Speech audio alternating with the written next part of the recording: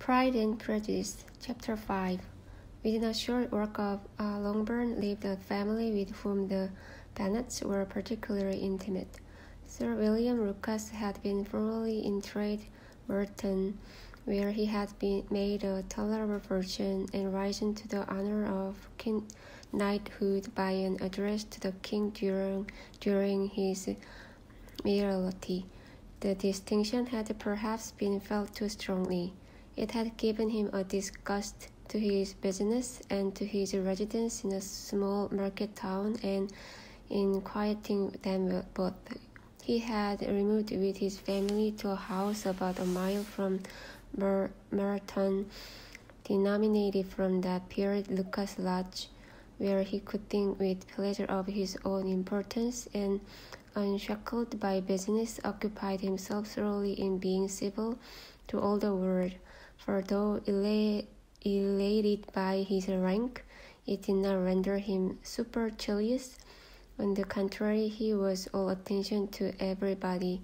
By nature inoffensive, friendly, and obliging, his presentation at St. James had made him courteous. Lady Lucas was a very good kind of woman, not too clever to be a valuable neighbor to Mrs. Bennet. They had several children, the oldest of them a sensible, intelligent young woman, about 27, was Elizabeth's intimate friend.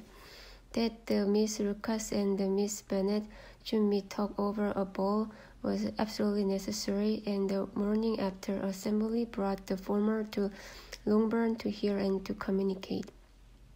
"You began the evening well, Charlotte," said Mrs. Bennet with civil self-command to Miss Lucas. "You were Mr. Bingley's first choice."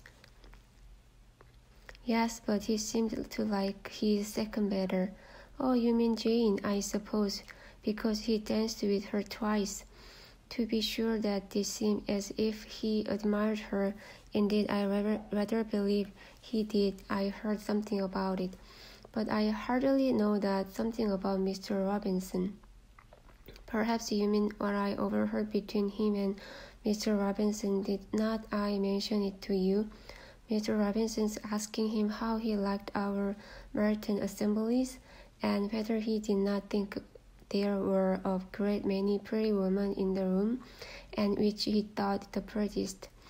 And his answering immediately to the last question, 'Oh, the eldest Miss Bennet, beyond a doubt, there cannot be two options on that point.'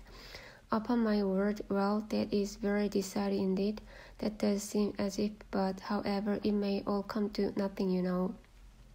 "My overhearings were more to the purpose than yours, Alice," said Charlotte. "Mr. Darcy is not so well worth listening to as his friend, is he? Poor Eliza, to be only just tolerable. I beg you would not put it into Liz's head to be vexed by his ill treatment, for he is such a disagreeable man that it would be quite a misfortune to be liked by him. Mrs. Long had told me last night that he sat close to her for half an hour without once opening his lips." "Are you quite sure, ma'am? Is not there a little mistake?" said Jane. "I certainly saw Mr. Darcy speaking to her." "Yeah, because she asked him at last how he liked Netherfield, and he could not help answering her, but she said he seemed quite angry at being spoke to." "Miss Bingley told me," said Jane, "that he never speaks much unless among his intimate acquaintances. With them he is remarkably agreeable." "I do not believe a word of it, my dear. If he had been so very agreeable, he would have talked to Mrs. Long, but I can guess how it was. Everybody says that he is eat up with pride, and I dare say he had heard somehow that Mrs. Long does not keep a carriage, and had come to the ball in a hack chaise."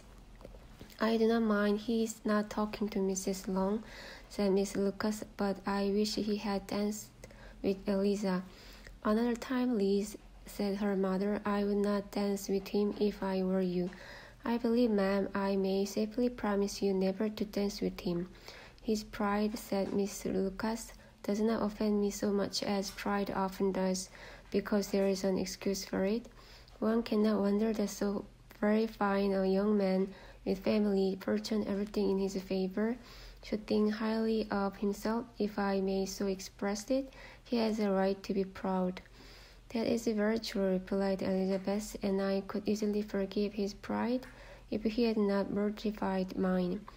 Pride, observed Mary, who piqued herself upon the solidity of her reflections, is a very common failing. I believe by all that I have ever read, I am convinced that it is very common indeed, that human nature is particularly prone to it, and that there are very few of us who do not cherish a feeling of self-complacency on the score of some quality or other, real or imaginary.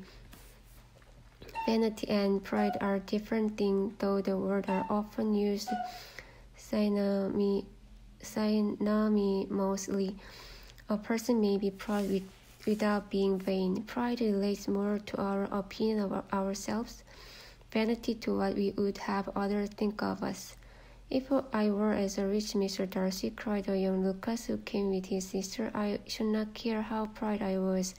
I would keep a pack of foxhounds and drink a bottle of wine a day.